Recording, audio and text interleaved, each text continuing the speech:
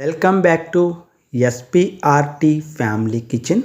ఈరోజు మనం చేసుకుని పోయే రెసిపీ పేరు వచ్చి మెంతుకూర కందిపప్పు. ఈ పప్పు మెంతుకూర మిక్సింగ్ కాంబినేషను చాలా బాగా కుదురుతుంది. తినటానికి చాలా బాగుంటుంది. ఈ కూరని మనం చపాతీలోకి పుల్కాలో కూడా ఉపయోగించుకోవచ్చు. అలాగే వేడివేడి అన్నంలోకి కొద్దిగా ఆవకాయని తట్టించి పక్కనే నంజుకూరగా పెట్టుకొని తింటే ఉంటుందండి. మరి కొంచెం అన్నం తినొచ్చండి, అంత బాగుంటుందండి. మరి ఈ మెంతికూర పప్పు రెసిపీని మనం ఎలా తయారు చేసుకోవాలో చూపించబోతున్నాం. అంతకంటే ముందుగా మన ఛానల్ని ఎవరైనా చూస్తున్న వాళ్ళు ఉంటే కొద్దిగా లైక్ చేయండి, షేర్ చేయండి, తప్పకుండా సబ్స్క్రైబ్ చేసుకోండి. ఎందుకంటే మీరు సబ్స్క్రైబ్ చేసుకోవడం వలన, లైక్ చేయడం వలన, షేర్ చేయడం వలన నాకు మరికొన్ని ఎక్కువగా వీడియోలు చేయాలనే ఆసక్తి కలుగుతుంది. కొత్త డిఫరెన్స్ రెసిపీలు చేయడానికి కూడా ఆస్కారం దొరుకుతుంది. దానికోసమే నేను రిక్వెస్ట్ చేస్తున్నాను. చూడండి, ముందుగా ఫ్రెష్ మెంతి కూరని ఒక 2 కట్టలు, పెద్ద సైజు కట్టలు తెచ్చుకున్నాను. అయితే ఈ ఫ్రెష్ మెంతి కూరని మనం బాగు చేసుకోవడానికి ఎక్కువ టైం పడుతుంది. మనం కాడలతో చేయం కాబట్టి ప్రతి ఆకు కట్ చేసి తీయాల్సిందే. అందుకని కొద్దిగా ప్రాసెస్ మాత్రం కట్ చేసే ఎక్కువగా ఉంటుంది. చూడండి, అంత ఎక్కువ పెద్ద 2 కట్టల మెంతికూర తీసుకుంటే కట్ చేసిన తర్వాత ఒక గుప్పుడంత అయింది. ఈ మెంతికూరని మనం శుభ్రంగా వాష్ చేసుకొని ఒక 2-3 సార్లు పక్కన పెట్టుకోవాలి. పక్కన పెట్టుకొని ఈ మెంతికూర తినడం పిల్లలకి చాలా మంచిది, అలాగే పెద్దలకు కూడా చాలా మంచిది. అలాగే మనకి మధ్యలో అలాంటి కాడలు ఏమైనా వస్తే ఖచ్చితంగా తీసేయండి.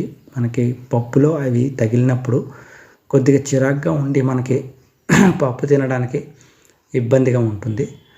అందుకని మనం కాడలన్నీ కూడా పక్కకి తీసేసి అలా తీసుకున్న తర్వాత మనం ప్రిపరేషన్లో కుక్కర్ ఒకటి తీసుకుంటాము. ఆ కుక్కర్లో 1 కప్పు కందిపప్పు వేసుకొని దాన్ని శుభ్రంగా వాష్ చేసుకొని ఒక 2-3 సార్లు అలా పెట్టుకుంటాము.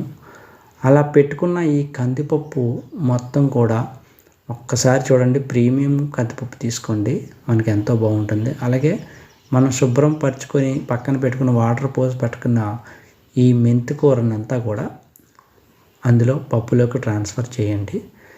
చేసేటప్పుడు మనకి కూర మరి పప్పు ఏమో ఎల్లో కలర్లో ఉంది, కూర ఏమో గ్రీన్ కలర్లో ఉంది, ఎంతో కలర్ఫుల్గా అనిపిస్తూ ఉంటుంది మనకి. మీరు తప్పకుండా ఈ మెంతికూరని ట్రై చేయండి, ఒక్కసారి తినండి. కనీసం వారంలో 1 టైం అయినా సరే ఈ లీఫీ వెజిటేబుల్ ఉండేలా చూసుకోండి. అలాగే ఒక 2 పచ్చిమిరపకాయలు, పెద్ద సైజు పచ్చిమిరపకాయలని అడ్డంగా చీల్చి అందులో వేయండి. వేసిన తర్వాత పచ్చిమిరపకాయలు అయిన తర్వాత టమోటా తీసుకోండి. టమోటా ఒక మీడియం సైజు, మరీ ఎక్కువ కాదు. టమాటాను అలా కట్ చేసిన తర్వాత మధ్యలో మనకి మొదళ్ళ దగ్గర ఉండే ఈ టమాటా దాన్ని మాత్రం తప్పకుండా తీసేయాలి. అలా తీసేసి మొత్తం టమాటాని చిన్న ముక్కలు, అంటే మరీ చిన్న ముక్కలు కాదు, మీడియం సైజులో ఒక 4-5 ముక్కలు కట్ చేసేసి శుభ్రంగా అందులో వేసేయండి. అలాగే చిన్న సైజు, మీడియం సైజు ఉల్లిపాయని కూడా ఒక 4 ముక్కల కింద కట్ చేసి మళ్ళీ దాన్ని అడ్డుగా ఒక చిన్న ముక్కలుగా, మరీ చిన్నవి కాదు, అదే మనకి కూరలో కలిసిపోయే విధంగా కుక్కర్లో మొత్తం అంతా కూడా రైస్లో అదే మనం కలుపుకునేటప్పుడు ఉల్లిపాయ కనబడకుండా పప్పు అంతా కూడా బాగుంటుంది ఉల్లిపాయ వేయడం వలన. అలా ఉల్లిపాయలు, పచ్చిమిరపకాయలు, టమాటా, తర్వాత పప్పు అవన్నీ వేసిన తర్వాత కొద్దిగా పసుపుని కూడా యాడ్ చేయాలి. పసుపుని మనం యాడ్ చేయడం వల్ల కలర్ఫుల్గా వస్తుంది కూర. అలాగే పసుపు తినడం వల్ల కూడా చాలా మంచిది. అలాగే కొద్దిగా వాటర్, అంటే మనకి అక్కడ పప్పు తర్వాత మరి ఆ మెంతికూర అంతా కలిసేలాగా కొద్దిగా వాటర్, ఒక 2 గ్లాసులు వాటర్ వేసుకొని మరి శుభ్రంగా ఒక్కసారి కలపండి. కలిపి మనం చూసుకోవాలండి వాటరు. అలా చూసుకుంటేనే కానీ మనకి క్వాంటిటీ సరిగ్గా తెలియదు. అలా ఒక్కసారి కలపడం వల్ల మొక్కలన్నీ కూడా బాగా దగ్గరగా ఉడికి కుక్కర్ పెట్టినప్పుడు మనకి మెత్తగా ఉడుకుతాయి. అయితే ఇప్పుడు మనం ఏం చేస్తామంటే ఈ కుక్కర్ని మూత పెట్టేసి ఒకసారి అలా కలుపుకోవాలి. అలా కలుపుకొని మనం మూత పెట్టి విజిల్ పెట్టేసి స్టవ్ మీద పెట్టేస్తాం. అలాగే మన ఈ స్టవ్ మీద పెట్టేటప్పుడు కూడా కుక్కర్ దగ్గర ఉండకుండా కొద్ది దూరంగా ఉండండి. ఎందుకంటే కుక్కర్లో కొన్ని మనకి బయటికి తూలుతూ ఉంటాయి, లేకపోతే పేలుతూ ఉంటాయి. అప్పుడు మనకి కొంచెం ఇబ్బందిగా ఉంటుంది. కుక్కర్ ఎప్పుడు పెట్టినా సరే మీరు కొంచెం దూరంగా ఉండండి. విజిల్స్ ఒక 4-5 విజిల్స్ రానివ్వండి. ఒక 4-5 విజిల్స్ వచ్చిన తర్వాత పైన లిడ్ తీసి చూస్తే చూడండి పప్పు ఎంత బాగా ఉడికిందో. అలాగని మరీ మెత్తగా ఉడికిపోకూడదు, అలాగని గట్టిగా కూడా ఉండకూడదు. మనకి అక్కడక్కడ కందిపప్పు తగులుతూ ఉండాలి తినేటప్పుడు. అప్పుడే మనకి కందిపప్పు యొక్క మనకి అది తెలుస్తుంది. అలాగే కొద్దిగా కారం వేయండి, ఒక 2 స్పూన్లు. ఎక్కువ వేయ అవసరం లేదు పప్పుల్లో. అలాగే కొద్దిగా ఉప్పు అంటే సాల్ట్ కూడా వేసుకోండి. వీటి రెండింటిని వేసి మనకి కూర గరిటతో ఒకసారి అలా కలిపితే మొత్తం మెంతికూర అంతా కూడా పప్పులో కలిసిపోయి మెల్ట్ అయిపోయి, పసుపు వేయడం వలన కొద్దిగా కలర్ కూడా చాలా బాగా వచ్చింది. అలాగే కారం ఉప్పు కూడా కలుపుకునేసరికి ఒకసారి బాగా మెదపండి. అలా మెదిపిన తర్వాత మనకి చాలా బాగా వస్తుంది కూర పప్పు. మీకు ఒకవేళ కొంచెం లిక్విడ్లా కావాలి, కొంచెం జోరుగా కావాలనుకునే వాళ్ళు కొద్దిగా వాటర్ వేసుకోవచ్చు.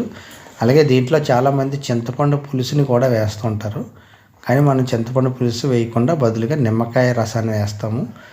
కొద్దిగా కొత్తిమీరని కూడా వేసేసాం. అంటే కొద్దిగా కొత్తిమీర తక్కువ ఉంది, అందుకే మనం తక్కువ వేసాం. కావాలంటే కొద్దిగా ఎక్కువనే వేసుకోవచ్చు. అలా కలపండి. అలా కలిపి ఒకసారి టేస్ట్ చెక్ చేసుకోండి, ఉప్పు కారం సరిపోయింది లేదా. కొన్ని పులుపు తక్కువ వస్తే మాత్రం చివరిలో నిమ్మకాయ పిండుకోవచ్చు. లేదు నిమ్మకాయ లేదు, మేము చింతపండే తినాలి అనుకునే వాళ్ళు కొద్దిగా చింతపండు నానబెట్టి పిసికేసుకొని అందులో వేసుకుంటే బాగానే ఉంటుంది. అయితే ఇప్పుడు నెక్స్ట్ మన ప్రాసెస్ తాలింపండి. తాలింపు అది పెట్టుకున్నాము, చిన్న ప్యాన్ పెట్టుకొని స్టవ్ వెలిగించి మళ్ళీ దాంట్లో ఆయిల్ వేసి ఆయిల్ హీట్ అవుతుంది. ఈ హీట్ అయ్యే టైంకి మనం పోపులు తర్వాత అన్నీ కూడా మనకి సామాన్లు కావాల్సిన దగ్గర పెట్టేసుకోవాలి. అలాగే ముందుగా మన ఛానల్ ఎవరైనా చూస్తున్న వాళ్ళైతే ఒకసారి లైక్ చేయండి, షేర్ చేయండి. అలాగే మన ఛానల్ని సబ్స్క్రైబ్ కూడా చేయండి. ఆయిల్ హీట్ అయింది. 3 లేదా 4 వెల్లుల్లిపాయ రెబ్బల్ని చితికేసి వేయాలి. అలాగే కొద్దిగా జీలకర్ర వేసుకుందాం. జీలకర్ర వేసిన తర్వాత ఎండుమిరపకాయని ఒక 4-5 ముక్కలుగా కట్ చేయండి. చిన్న ముక్కలుగా కట్ చేసి అందులో వేయండి. చివరిగా మన దగ్గర కరివేపాకు కూడా తీసుకొని ఈ కరివేపాకును కూడా అందులో వేయండి. కరివేపాకు వేయడం వలన మనకి తినడం వలన జుట్టుకి బాగా ఉపయోగపడుతుంది అంటారు.